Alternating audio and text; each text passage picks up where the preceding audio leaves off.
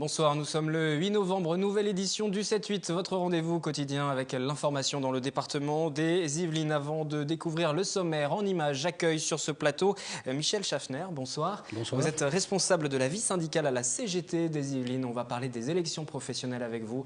Pour la première fois, les salariés des TPE, les très petites entreprises qui comptent moins de 11 salariés, sont concernés. Ils sont appelés à voter par correspondance ou par Internet. On va en parler avec vous. Bonsoir également Alice.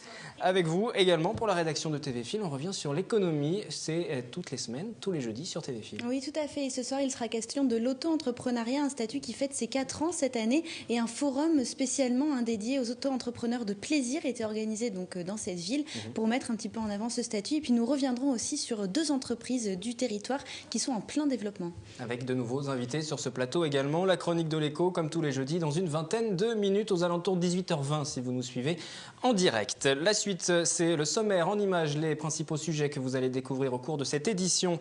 Poursuite de la mobilisation chez Alcatel à Vélizy. Les syndicats refusent la fermeture du site yvelinois et envisagent des actions coup de poing. Des entreprises qui débauchent et puis d'autres qui peinent à recruter. C'est le cas de Softeam à Guyancourt.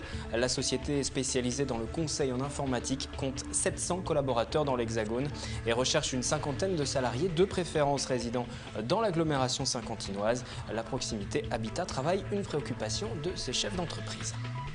Il a 17 ans et ce jeune fontenaisien est passionné d'histoire. À quelques jours du 11 novembre, date anniversaire de l'armistice de 14-18, Léon Dubois propose une exposition sur la Première Guerre mondiale. Il sera aussi sur ce plateau. Et puis un opéra pour les enfants, plein de tendresse en ce moment, au théâtre de Saint-Quentin en Yvelines. Momo, composé par Pascal Dussapin et mise en scène par André Wilms. Pour débuter, voici donc quelques images du site d'Alcatel, Lucent à Vélizy. Les salariés sont toujours mobilisés suite à l'annonce de la suppression de plus de 1400 postes en France. La direction prévoit également la fermeture de ce site historique des Yvelines.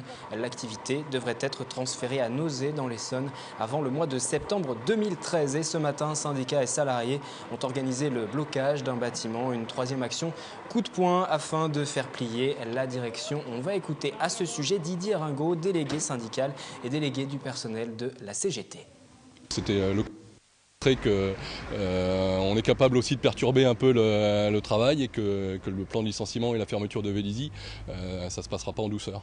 À 10h, on avait une assemblée générale avec les salariés. On a eu 600 personnes quand même qui sont venues à cette assemblée générale pour un effectif ici qui est normalement autour de 2100, mais a priori quand même moins de salariés présents avec le télétravail, etc. 600 personnes, c'est pas mal. On est assez content de la mobilisation pour l'instant. L'objectif de l'Assemblée Générale, c'était de discuter, enfin de présenter aux collègues les actions qui sont prévues.